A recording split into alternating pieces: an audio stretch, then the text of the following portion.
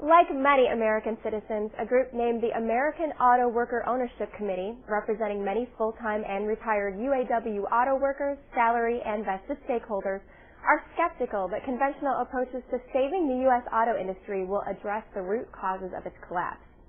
There is a cancer threatening the very survival of this major industry whose health affects that of many other industries in America. There is a need for radical surgery, not Band-Aids.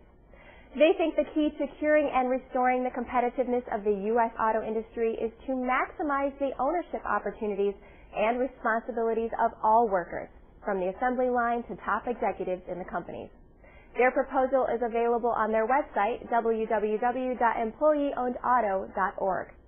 Revolutionizing the U.S. auto industry through a worker ownership union. This proposal has already been sent to top union officials, corporate executives, and government officials.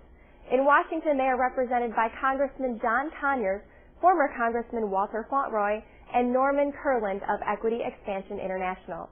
They are gathering support from the Congressional and Auto Task Force committees to ensure its success. The federal government publicly stated that it would consider new ideas, and the Big Three say they are concerned about the fate of their workers. The group is requesting this plan to be included as part of the additional federal auto loan. The AAWOC envisions making this 100% employee stock ownership plan a key element of the restructuring plan of Chrysler and General Motors. There is no significant growth of any collaboration between the three corporations to restore their competitiveness with foreign auto-owned manufacturers. An American and foreign auto manufacturing partnership with U.S. tax dollars offers more uncertainties than hope to American taxpayers, our national economy, and auto workers. Without dramatic concessions from all stakeholders from top to bottom versus bottom to top, much will remain the same, business as usual. Workers are aware that they will have to make concessions regardless of what happens and are prepared to do so. However, they will show significantly greater work rule and financial flexibility if they are stakeholders sharing in the risks, rewards, and responsibilities of the reorganization process. CEOs and union representatives come and go, but workers and retirees have committed their 30-plus years.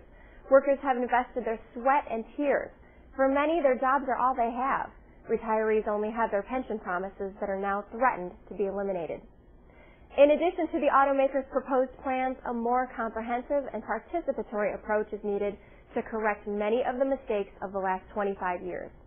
The current financial crisis offers a unique opportunity to launch a bold and revolutionary alternative that transcends the exclusionary and undemocratic worker and management models of the past.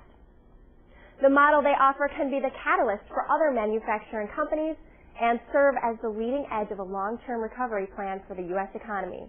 The American Auto Worker Ownership Committee is led by Michelle Motter, President, Robert Mason, Chairman, and Jim Maziarz, Co-Chairman, and they invite you to tag along on their recent road trip to Washington, D.C., while they deliver and discuss their plan with congressmen and senators gathering support.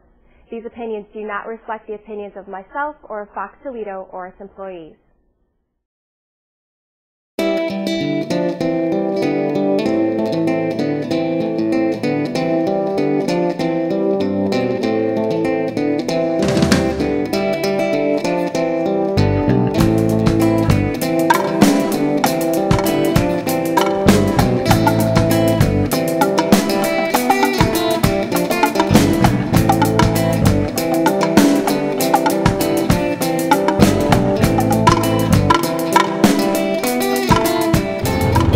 We're talking about shared risks and shared rewards, and part of that was because 30 years ago when you started working at a Big Three, it was like winning the lottery.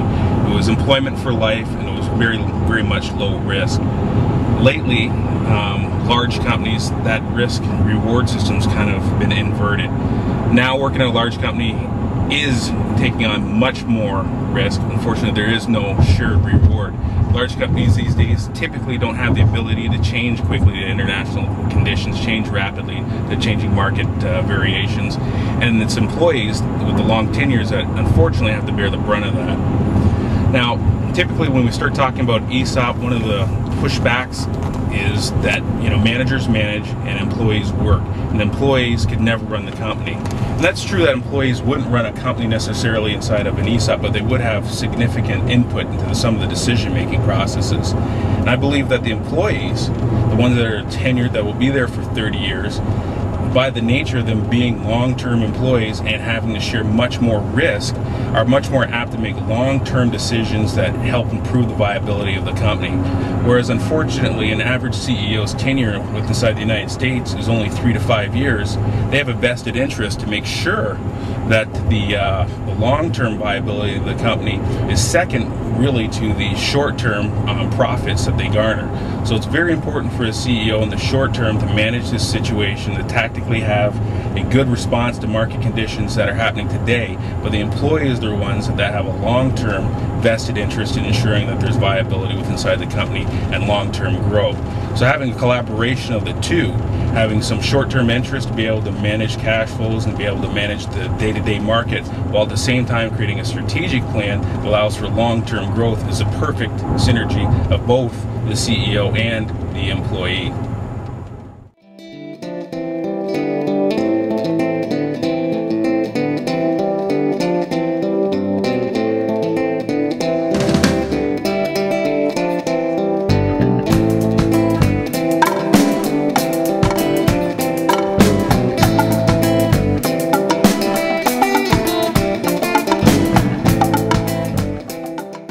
The president today, you read and saw, implied that auto workers haven't given up enough. What is the reaction from auto workers today?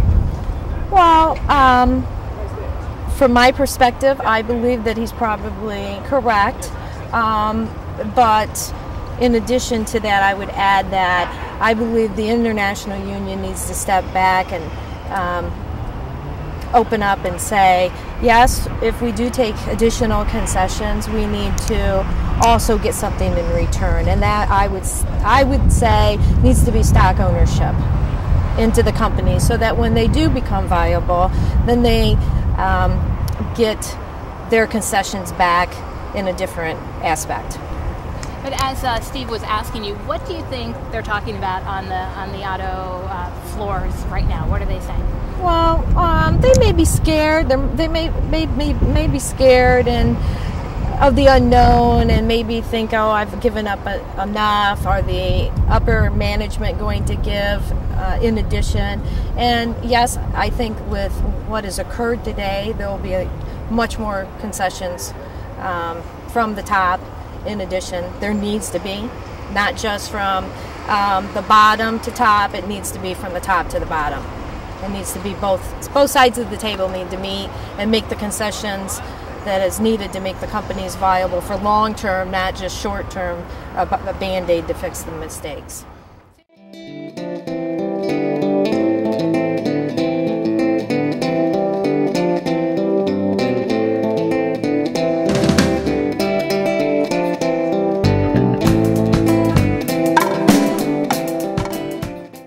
In 2007, I was responsible for leading a team to identify ways to reduce Chrysler's fixed costs by over $2 billion.